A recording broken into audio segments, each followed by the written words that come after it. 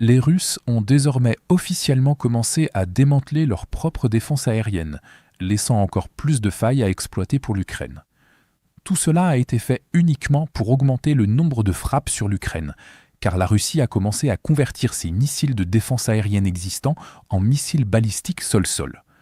Selon les renseignements ukrainiens, la Russie a converti environ 200 missiles en 2025 et prévoit d'en convertir 480 supplémentaires d'ici la fin de cette année.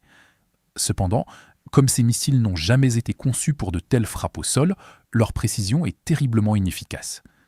De plus, l'utilisation d'intercepteurs de défense aérienne comme arme de frappe crée une vulnérabilité sérieuse à long terme pour la défense aérienne russe dans son ensemble, car les capacités de production sont réorientées et réaffectées, alors que les Russes souffrent déjà d'un grave problème de défense aérienne. Les défenses aériennes russes sont déjà soumises à une pression importante, les analystes militaires russes affirmant que la Russie connaît une véritable pénurie de défense aérienne. Les tactiques de saturation ukrainiennes, utilisant des vagues de drones et de missiles, forcent les systèmes russes à dépenser déjà de précieux intercepteurs, certaines unités signalant déjà une pénurie. Au lieu de remédier à cette pénurie, les dirigeants russes ont décidé de donner la priorité aux frappes offensives contre l'Ukraine. Cette décision pourrait exploiter la propre pénurie d'intercepteurs de missiles balistiques de l'Ukraine, mais elle laisse la Russie avec un bouclier défensif plus mince et moins performant, tandis que l'Ukraine s'efforce de renforcer le sien.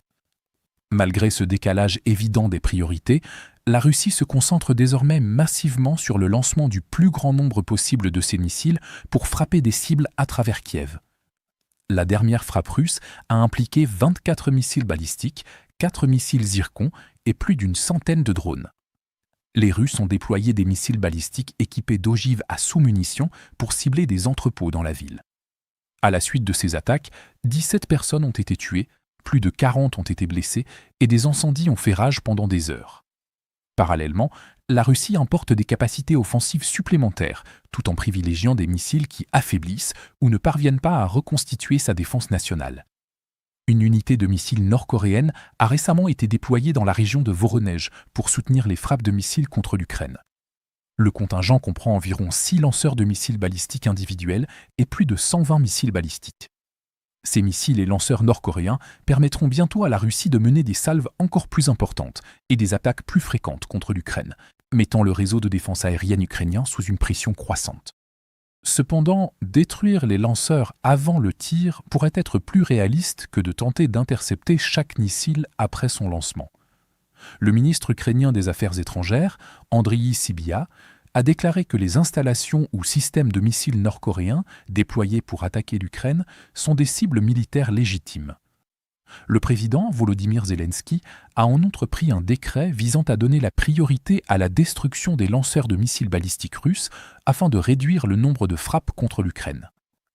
Zelensky a souligné que les forces ukrainiennes savent déjà comment suivre l'emplacement des lanceurs grâce au soutien des renseignements occidentaux. Parallèlement, l'Ukraine travaille avec des partenaires européens pour produire un système de défense aérienne anti-missiles balistiques en tant que solution à long terme. Les missiles intercepteurs du système Freya seront fabriqués localement par Firepoint, tandis que ces radars et capteurs seraient fournis par l'Europe. Cela aiderait à réduire la dépendance de l'Ukraine vis-à-vis du système Patriot de fabrication américaine grâce à une alternative nationale. Si ce nouveau système de défense aérienne est développé et produit en série avec succès, et que l'Ukraine frappe les lanceurs russes, l'Ukraine pourrait réduire considérablement le nombre de frappes de missiles balistiques réussies. Moscou exploite actuellement la pénurie temporaire de l'Ukraine, mais cela encourage l'Ukraine à détruire les lanceurs russes et à accélérer le développement d'un remplaçant européen aux Patriot. Dans l'ensemble, détourner des intercepteurs de défense aérienne pour en faire des missiles d'attaque au sol est la plus grande erreur de la Russie, car elle sacrifie la protection à long terme de son territoire pour une capacité de frappe à court terme contre l'Ukraine. Chaque faille dans la protection russe, qu'il crée volontairement, génère des opportunités supplémentaires pour l'Ukraine qu'elle peut exploiter. De plus, l'importation de missiles nord-coréens augmente le volume d'attaque à court terme, mais ne fait rien pour corriger la vulnérabilité défensive croissante à l'intérieur de la Russie. La Russie tente d'exploiter la pénurie temporaire de l'Ukraine en créant une pénurie potentiellement plus durable dans son propre système défensif. Pour regarder les images de combats non censurées que nous avons utilisées dans ce reportage, consultez notre carte interactive de l'actualité. Ici, nous ne sommes pas limités par les politiques de YouTube et nous pouvons enfin vous montrer la version complète et non coupée de ce qui s'est réellement passé. Mais ce qui est encore plus important, c'est que cette carte vous donnera accès à toutes nos analyses des événements majeurs, bien au-delà de ce que nous pouvons inclure dans nos courtes vidéos quotidiennes. Enfin, nous lançons officiellement la deuxième génération de notre carte interactive. Ce que vous voyez à l'écran en ce moment est une version considérablement améliorée et bien plus puissante de la carte, avec encore plus de fonctionnalités avancées et d'outils d'analyse de l'actualité. Pour célébrer le lancement de la nouvelle carte, nous lançons également une promotion de 50% sur tous les abonnements. À partir de seulement 4,99 $, vous bénéficierez non seulement d'un accès premium à la carte, mais vous débloquerez aussi toutes nos mises à jour stratégiques exclusives, nos aperçus du front et nos vidéos de géopolitique stratégique.